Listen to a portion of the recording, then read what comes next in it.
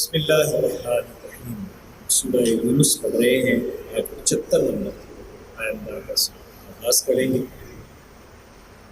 8واں رکوع ہے سورہ یونس۔ اعوذ باللہ من الشیطان الرجیم، بسم اللہ الرحمن الرحیم۔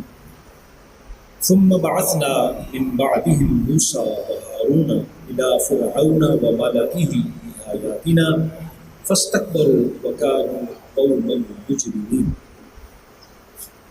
اہل ایمان کو نبی رحمت صلی اللہ علیہ وسلم کو انبیاء سابقین کے واقعات کے ذریعے تسلی اور حوصلہ دیا گیا کہ محبوب آپ پریشان نہ ہوں، اور اہل ایمان کو بھی حوصلہ دیں۔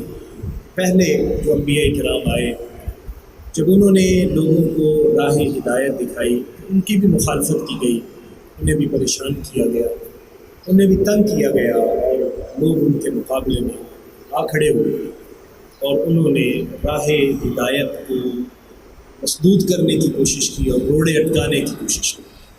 حضرت نوح علیہ السلام کا ذکر پڑا کہ کس طرح انہوں نے 950 سال لوگوں کو تبلیغ کی، لیکن رزلٹ میں صرف گنتی کے وہ لوگ مسلمان ہوئے جو ان کی کشتی میں سوار ہو سکے۔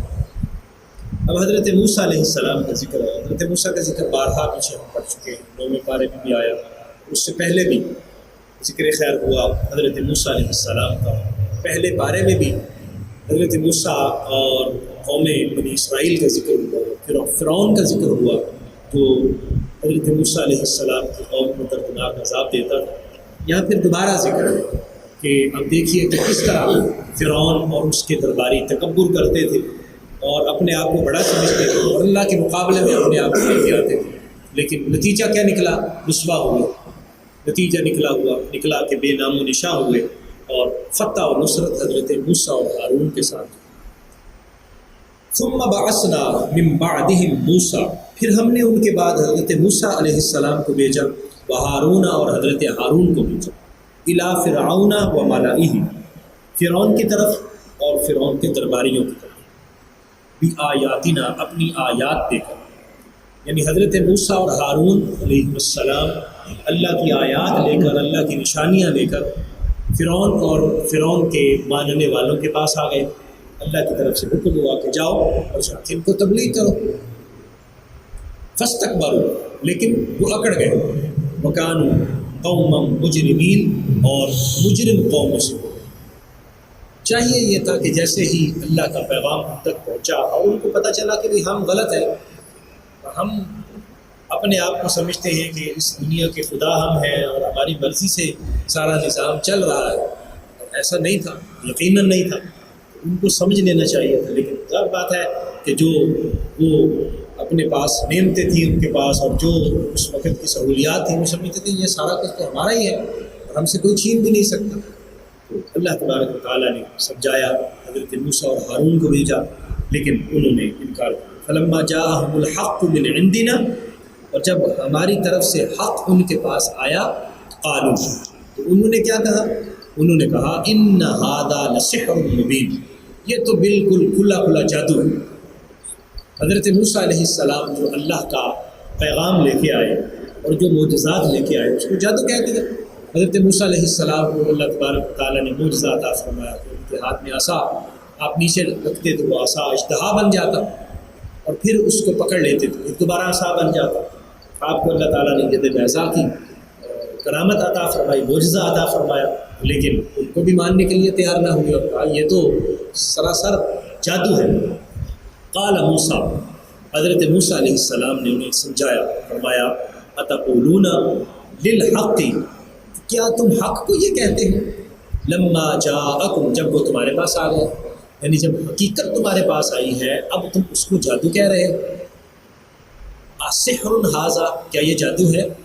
دیکھو اب جادو کے اندر اور حقیقت کے اندر کتنا فرق ہے۔ ایک ہے معجزہ اللہ تبارک و تعالیٰ جو انبیاء کرام کے ہاتھ پہ عطا فرماتا ہے، ایک ہے جادو۔ اب جادوگر کوئی منتر پڑھتے ہیں، کوئی اوٹ پٹانگ لفظ بولتے ہیں اور وہ سمجھتے ہیں کہ ان کی وجہ سے یہ کچھ ہو گیا، اور وہ عارضی سا، اگر ظاہراً تھوڑا بہت ہو بھی تو وہ عارضی سا ہوتا ہے، جیسے کہ فرعون نے جادوگروں کو اکٹھا کیا اور انہوں نے وہ رسیاں ڈالی اور وہ چھوٹے چھوٹے سانپ بن گئے۔ ظاہری طور پر ممکن ہے ایسا ہو جائے جادو کے زور سے، لیکن جادو بہرحال جادو ہے۔ اور اس وقت تو جادو تو زوروں پر تھا اور سب لوگوں کو علم تھا یا جادو کیا ہے اور حقیقت کیا ہے.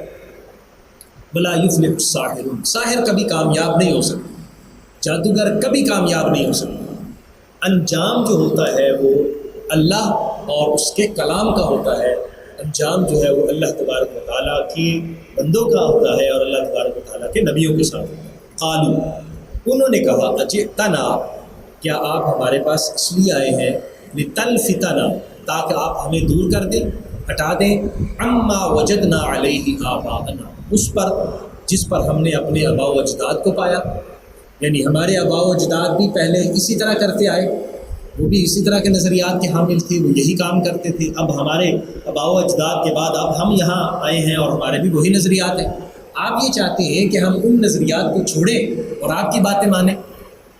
آپ ہمیں ہمارے پرانے نظریات سے پیچھے کرنا چاہتے ہیں اور ہٹانا چاہتے ہیں. وَتَكُونَ لَكُمَ الْكِبْرِيَاءُ فِي الْأَرْضِ، اور تم دونوں یہ چاہتے ہو کہ بڑائی تمہاری ہو جائے زمین میں، تم زمین میں بڑے بن جاؤ. یعنی حضرت موسیٰ اور ہارون کی بات قبول کرنے کی بجائے حضرت موسیٰ اور ہارون کو مورد الزام ٹھہرانا شروع کر دیا کہ تمہارا مقصد یہ ہے کہ حکومت تمہیں مل جائے، تم اس لیے آئے ہو کہ ہم سے حکومت چھین کر خود تخت پر بیٹھ جاؤ اور خود جو ہے وہ لوگوں پر حکومت کرنا شروع کر دو. مقصد تمہارا یہ ہے. وما نحن لکما بمؤمنین، ہم تو تم پر ایمان نہیں لیں گے، ہم ایمان لانے والے نہیں ہیں، اس لیے کہ ہم تمہیں حق پر نہیں سمجھتے. ہم سمجھتے ہیں کہ تمہارے پاس جو کچھ ہے وہ جادو ہے، اور ہم سمجھتے ہیں کہ تم ہماری حکومت ہتھیانا چاہتے ہو.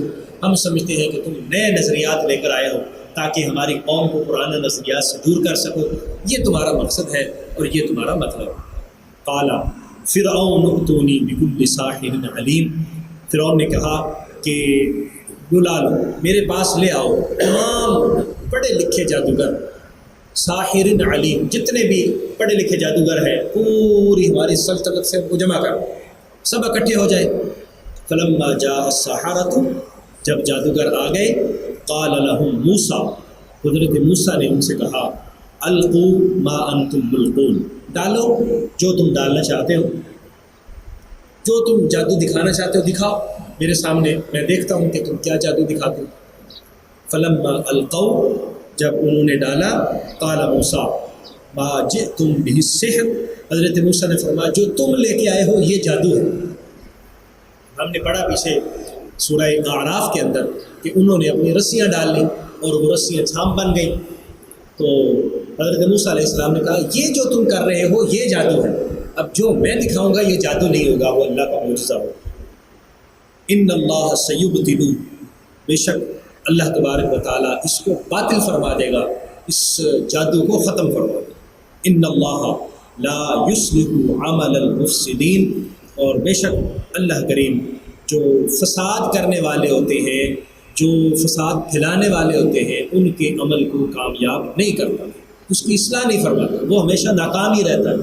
عارضی طور پر ہمیں کوئی کامیاب نظر بھی آ جائے لیکن وہ کامیابی عارضی ہوتی ہے، وہ دائمی نہیں ہوتی. وَيُحِقُّ اللَّهُ الْحَقَّ بِكَلِمَاتِهِ، اللہ تبارک و تعالیٰ حق کو حق کر دکھاتا ہے اپنے کلمات کے ذریعے. اللہ تبارک و تعالیٰ کے کلمات کے ذریعے حق حق ہو جاتا ہے. وَلَوْ كَرِهَ الْمُجْرِمُونَ، اگرچہ مجرموں کو ناپسند ہی کیوں نہ ہو، مجرموں کو یہ بات اچھی ہی کیوں نہ لگے، ان کو بری ہی کیوں نہ لگے، اللہ کریم ہمیشہ فساد پھیلانے والوں کو ناکام فرماتا ہے. عارضی طور پر ظاہری کامیابی اگر ان کو ملے بھی لیکن دائمی ناکامی ان کا مقدر ٹھہرتی ہے، اور کامیابی اہل ایمان کے ساتھ اور اہل حق کے ساتھ ہوتی ہے. حضرت موسیٰ علیہ السلام کا واقعہ بھی چل رہا ہے، میرے رکوع میں یہ واقعہ بیان ہوگا. ہمیں یہاں پر جو بات سمجھائی گئی وہ ایک تو یہ ہے کہ بڑے بڑے اس دنیا میں نامور لوگ آئے، بڑی بڑی طاقت والے لوگ آئے اور بڑی بڑی سلطنتوں والے لوگ آئے، لیکن وہ سب ختم ہو گئے. کامیاب کون رہا؟ کامیاب وہی رہا جو اللہ اور اس کے رسولوں کا پیروکار رہا. اور اللہ تبارک و تعالیٰ ہمیشہ انہی کو ہی عزتیں عطا فرماتا ہے جو دائمی عزتیں ہوتی ہیں. اور دوسرا ہمیں یہ سبق ملتا ہے کہ راہ حق میں اگر کہیں مشکلات بھی آئیں تو ہم انبیاء کرام کی سنت کو، انبیاء کرام کے واقعات کو سامنے رکھتے ہوئے اس پر حوصلہ کریں اور اس پر صبر کریں اور اس پریشانی کو برداشت کریں جس طرح انبیاء کرام کا طریقہ کار رہا، اور حق پر ڈٹے رہیں، کیونکہ آخر حق کو ہی اللہ تبارک و تعالیٰ نے کامیابی عطا فرمانا ہوتی ہے۔ اللہ تعالیٰ ہمیں سمجھنے کی توفیق عطا فرمائے، آمین۔ وآخر دعوانا ان الحمد للہ رب العالمین۔